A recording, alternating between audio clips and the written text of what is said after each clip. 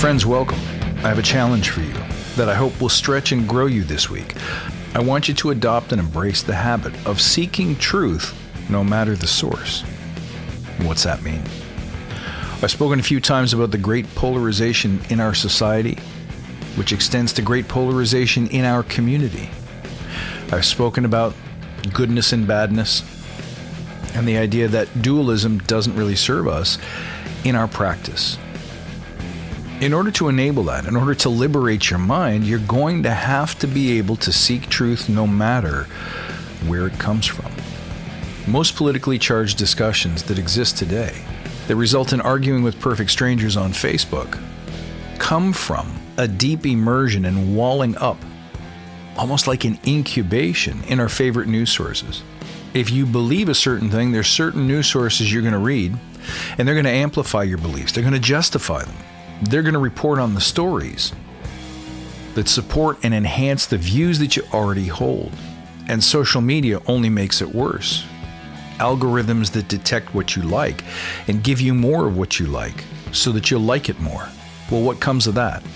It puts people and their thinking into containers where they no longer seek truth.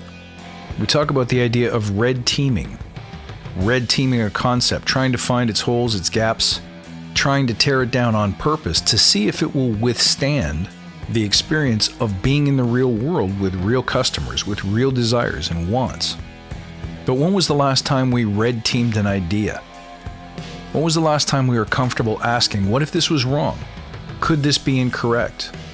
Have I really looked at all of the sources? Have I balanced my inputs and given real consideration to what could be true versus what could be baloney?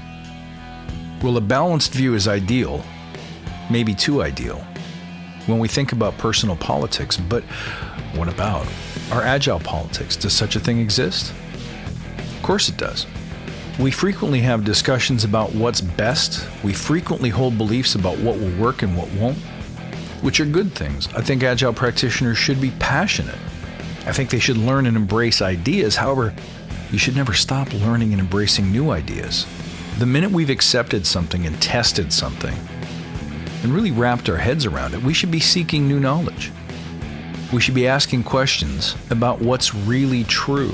Where's our information coming from? Have we tested it? Have we challenged it? Have we red teamed it? A great example is estimation.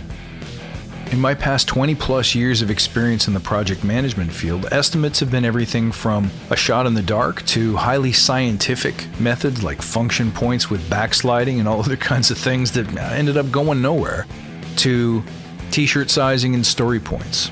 All of these things are different approaches on a spectrum. In this case, to help solve the problem of how big is a bread box? What am I going to get and when am I likely to get it? And over time, each of these approaches has given way to a different approach. We're at the point now where people reject or scoff at Storypoint estimation.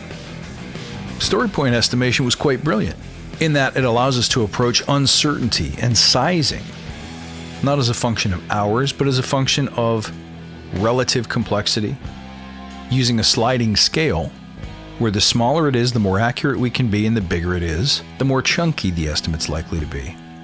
So it taught us that the only way to approach excellence in estimation is to take your best shot, minimize the cost of producing estimates, don't put too much stock in their value, estimate for the next sprint or two, and everything else is just a dart on the dartboard somewhere.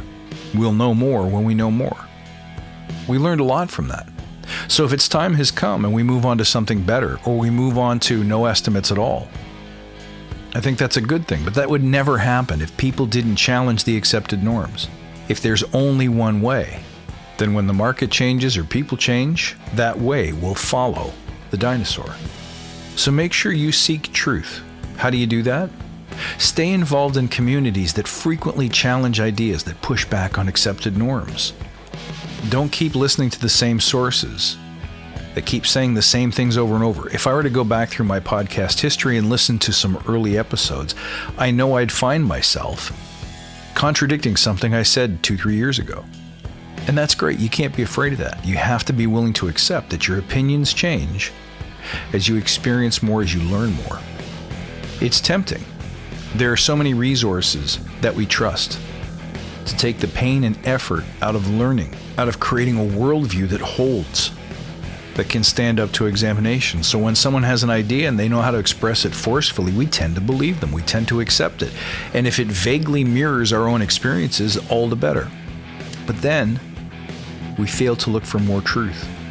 We fail to continuously examine and experiment and measure to make sure that what we already believe isn't just a skewing of the numbers, but is either universally true or is constantly changing and constantly subject to improvement.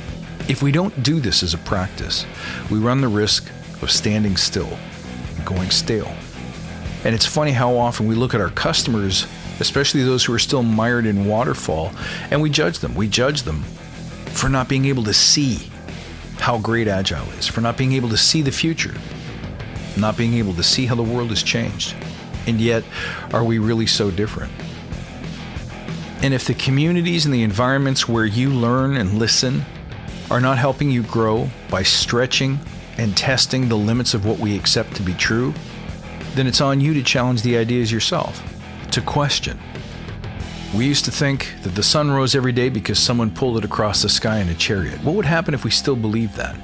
What will we not have access to if we were unwilling to see the truth, no matter the source? We owe our customers this. We owe the community this.